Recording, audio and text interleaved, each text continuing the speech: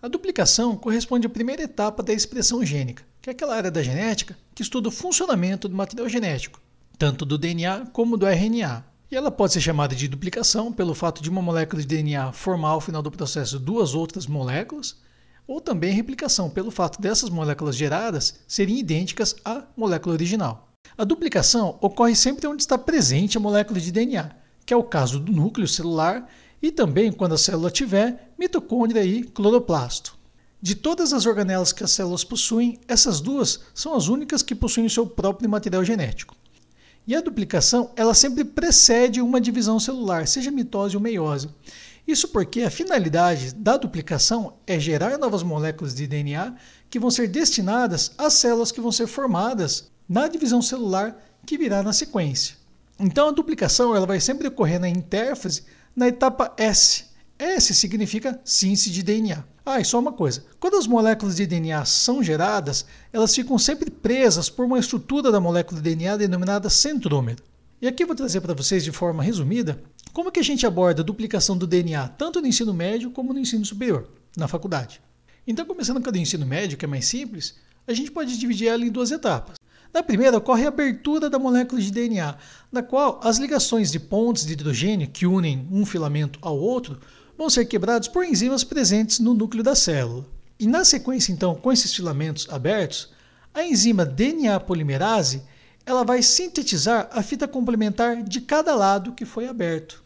Então ela vai chegar e vai fazer a leitura de nucleotídeo por nucleotídeo, acrescentando aquele sempre que for complementar. Lembrando, a adenina só se liga a timina e vice-versa, enquanto que citosina se liga a guanina e vice-versa.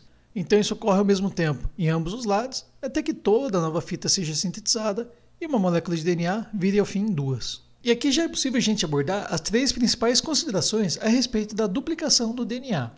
A primeira é que vão se formar duas moléculas idênticas, réplicas. E isso tem consequência direta na hereditariedade, porque as células formadas vão ter o mesmo DNA da célula anterior, ou seja, eles vão ter os mesmos genes, as mesmas instruções biológicas. E isso também ocorre no processo de gametogênese, e é por isso que os filhos são uma mistura genética do que recebendo do pai via espermatozoide e da mãe via óvulo. E para finalizar, a duplicação é um processo semiconservativo, ou seja, da molécula gerada, metade foi recém-sintetizada e a outra metade corresponde fisicamente ao DNA mãe. Então agora a gente vai dar uma aprofundada no processo de duplicação para deixar nivelado aí com o pessoal do ensino superior.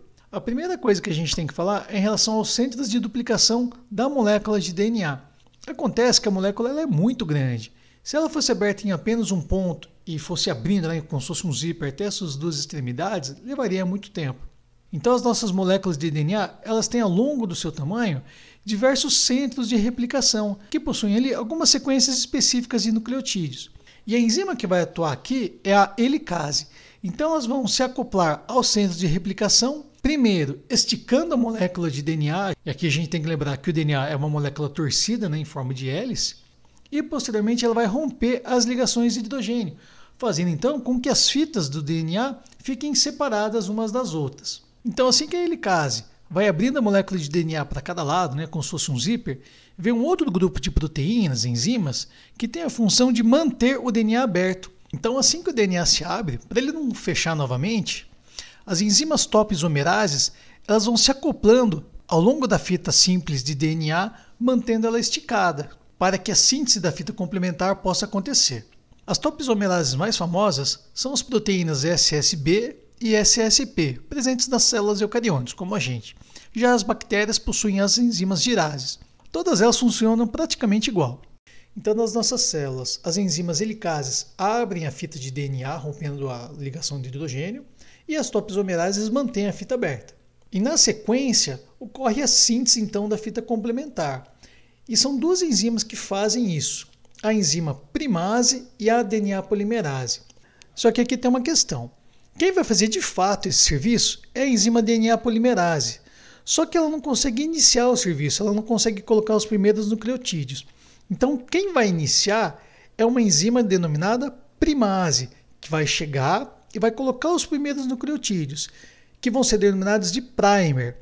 Só que esse primer ele não é feito de nucleotídeo de DNA, é um nucleotídeo de RNA. Mas é assim que a coisa funciona.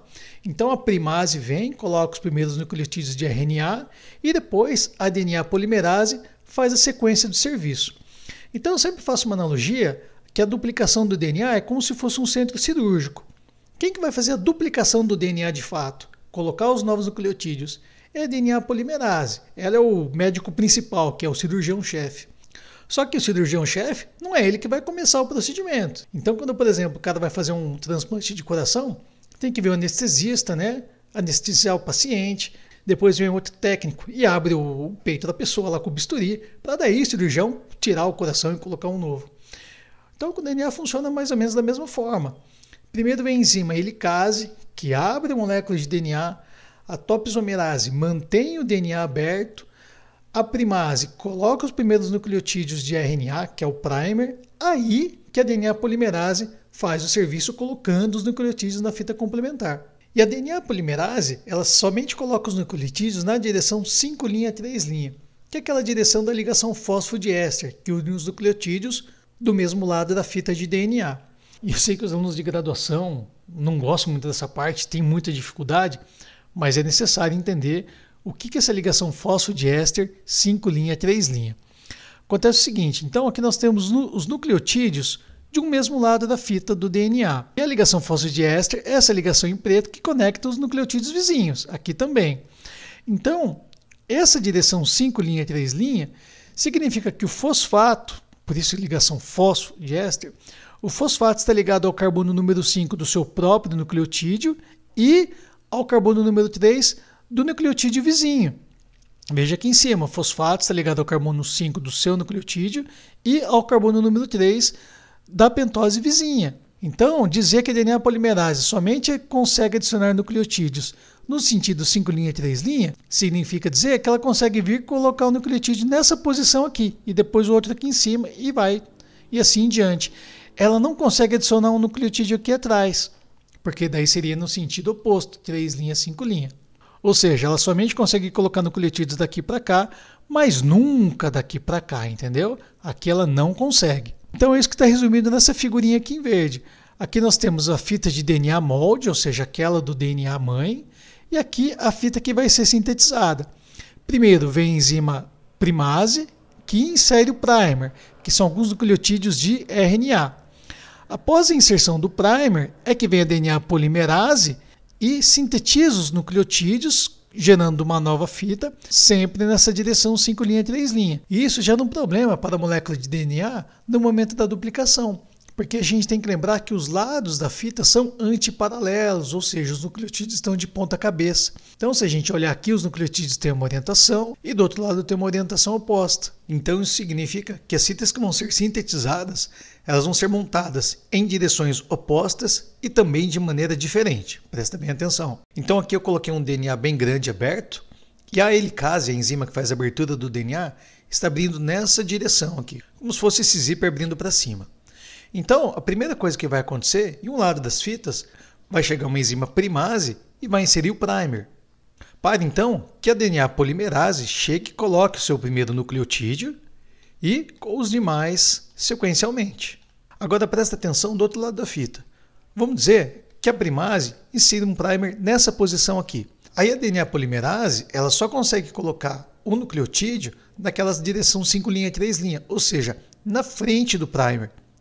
Ele nunca consegue colocar um nucleotídeo aqui atrás. Então vai chegar, vai colocar o nucleotídeo aqui na frente e vai dar sequência, sintetizando do outro lado da fita. E como que vai ficar essa parte aqui de trás? Como que ela vai montar? Vai chegar então um outro primer atrás dele para que venha outra DNA polimerase e insira os nucleotídeos. E mais para cima, um outro primer para que numa outra enzima DNA polimerase venha e insira esses nucleotídeos. Então vocês podem ver assim que no momento da duplicação, um lado das fitas vai sintetizado de maneira contínua e única, um único bloco, como está representado aqui, e já do outro lado ele vai ser sintetizado em bloquinhos, em fragmentos, que são denominados fragmentos de Okazaki, em homenagem ao japonês que descobriu isso daqui na década de 60. Então anote esse resuminho aí, que no momento da duplicação, uma das fitas sintetizadas vai ser construída de maneira contínua, tendo um único primer, e vai estar sempre no mesmo sentido de abertura do DNA. Essa fita é denominada de fita líder, contínua. E do outro lado, a gente vai ter a fita descontínua, também chamada de fita retardada, porque ela vai levar mais tempo para ser montada devido à inserção de diversos primers. Então, desse lado aqui, eles vão ter vários primers, vai ocorrer no sentido inverso da abertura do DNA, e esses fragmentos de DNA sintetizados são denominados fragmentos de Okazaki.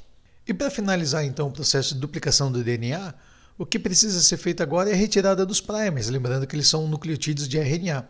Então a enzima DNA polimerase vem, retira esses primers e os substitui por nucleotídeos de DNA. E para encerrar de vez o processo, quando a enzima DNA polimerase vem e substitui o último nucleotídeo do primer, ele não consegue fazer a conexão de ligação fosfodiéster com o nucleotídeo posterior. E quem vai fazer esse serviço então é uma outra enzima denominada DNA ligase, que vai fazer a ligação final então dos fragmentos de Okazaki.